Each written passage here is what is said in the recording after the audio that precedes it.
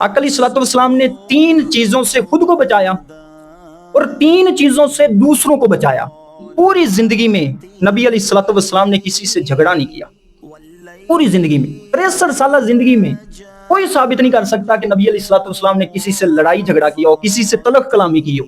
पूरी जिंदगी में ये नहीं साबित। हुजूर अलैहिस्सलाम ने भी शादी फरमाई थी, आका अलैहिस्सलाम के भी हमसाये थे।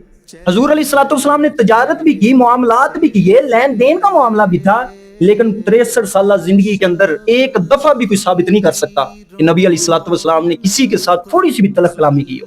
और दूसरा, कसरते माल से हुजूर अलैहिस्सलाम ने अपने आप को बचा के रखा। माल नहीं जमा होने दिया, माल से खुद को बचा के रखा कि जितना माल भी कोई आता, एक हाथ से आता दूसरे हाथ से सदका कर देता। हुजूर अलैहिस्सलाम को हाजत थी चादर की।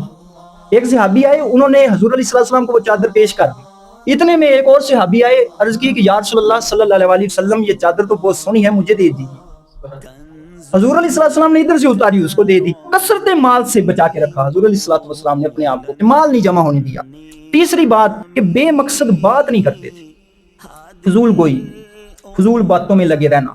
फिर आगे इससे गीबत जन्म लेती है, दो बंदे बैठ के फिर तीसरे की गुफ्तगू करना, आगे चौथे की गुफ्तगू करना, फिर आगे गीबत का सिलसिला चल पड़ता है। फजूल बातों से आका अलैहिस्सलाम ने खुद को बचा के रखा। 3 बातों से हुजूर अलैहिस्सलाम ने दूसरों को बचा के रखा। एक तो यह है कि कभी किसी का ऐब नहीं निकाला।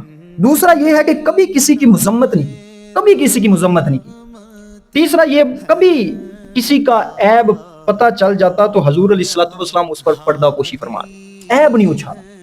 किसी का ऐब पता चल गया तो उस पर पर्दा पोशी फरमाते। अल्लाह तबारक व तआला ने फरमाया कि तुम मेरे बंदों के ऐब छुपाओ, कल क़यामत को मैं तुम्हारे ऐबों पर पर्दा डाल दूंगा।